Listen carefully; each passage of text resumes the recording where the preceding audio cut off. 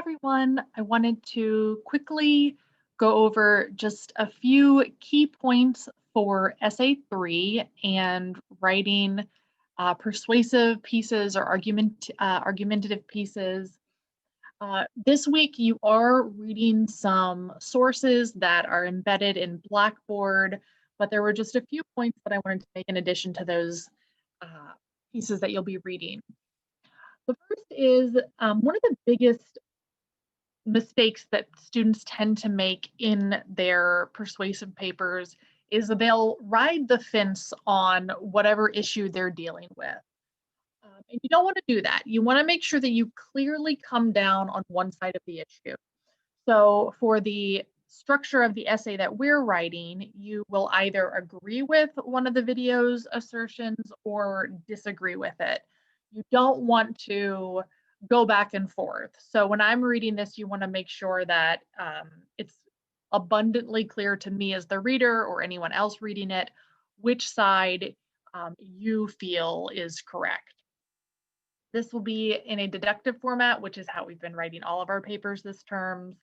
And so that just means that we give the claim, the thesis statement first. So, this is how we have been writing our essays.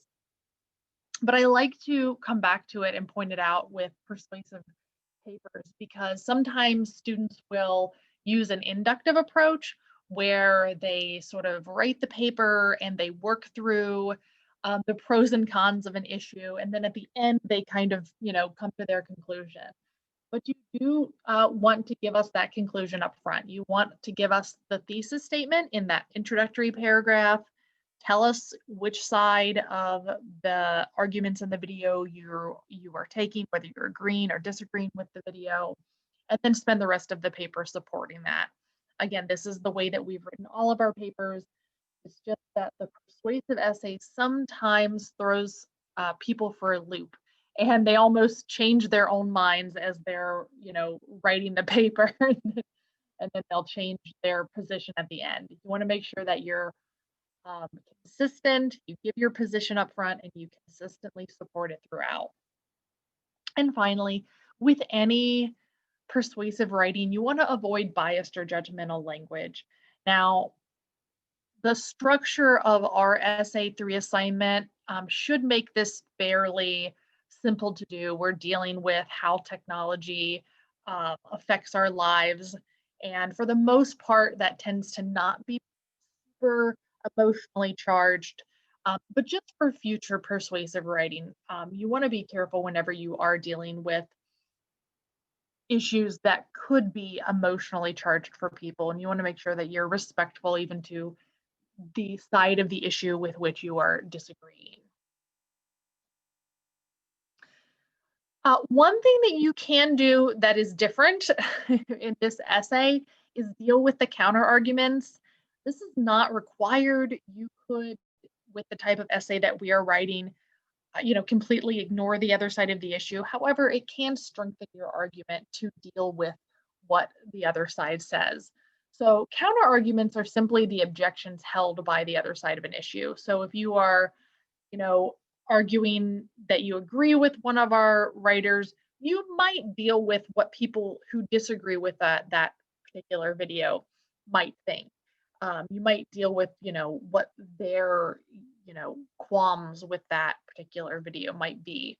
And there are two ways that you can deal with those counter arguments. You can concede them by acknowledging any valid points that the other side of the issue may have. You don't want to concede too many points. You have to be careful because if you concede too many points, then you end up practically arguing the case from the other side. But arguing, conceding a point or two can help your case and build credibility to you as an author. Or you can refute the arguments from the other side, where you basically would say, somebody who disagrees with the video might believe this, but that is wrong because it is a logical fallacy, or it's not the best way to look at it because A, B, and C. Whatever your refutation might include, you can make that in this particular paper. And finally, with any persuasive writing, we always want to keep our Hang on, let me get to the next slide. We always want to keep the classical or rhetorical appeals in mind. These are things that we use pretty naturally when we're working on persuading someone to agree with us. But it's worth taking a minute just to review them or cover them if you haven't had them. If you've had a speech class or other writing classes, most likely you've heard these. If you've not had a speech class or this is your first um, composition-based English course, then these might be new ideas to you, and that's fine as well. So when we talk about the classical appeals, or sometimes called the rhetorical appeals, we're talking about appeals to ethos, pathos, and logos. So when we talk about ethos, we're talking about your ethical credibility as the writer. When you are establishing your ethos, you want to present yourself as an author who is not being judgmental, who is looking at all sides of the issue, and being fair in your assessment. Um, you can also appeal to the ethical sensibilities of your audience. Um, to try to get them to be swayed to your side. So that's what we mean when we talk about appealing to ethos. Pathos are emotional appeals that we make to our audience. So when you think about advertisements, those are often filled with emotional appeals. They want to tug at our heartstrings. They want to make us feel insecure, so we buy something. Any appeal where you're using an anecdote or trying to elicit an emotional response from your reader would be an appeal to pathos. And finally, logos is the use of logic or logical appeals to persuade your audience. So anytime that you're pulling data, statistics, direct quotes, when you're pulling the direct quotes from your primary sources and secondary sources, those are going to be appeals to logos. Now, when you're trying to persuade somebody, ideally you want to use a blend of all three of these types of techniques. You wouldn't want to write a paper that was just full of emotional appeal because it would be rather flimsy. You probably need some logic or some data or some science or quotes in there to back you up. Likewise, you wouldn't want to write a paper that was full of only logical appeals because that would be rather boring if we had a paper full of statistics and data and quotes with no connection to us as the reader.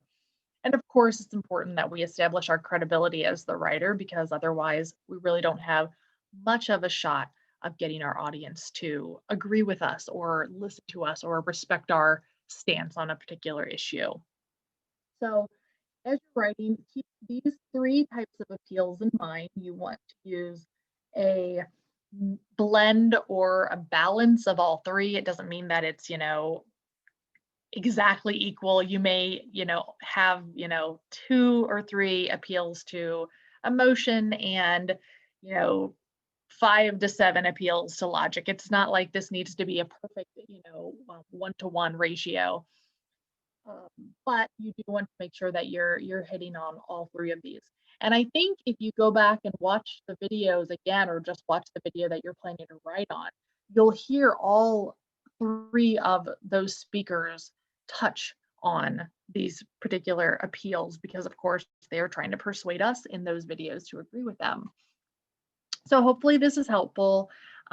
This information, in addition to the resources that are in Blackboard for this week, should help you start to, get a better sense of where you want to go with this essay.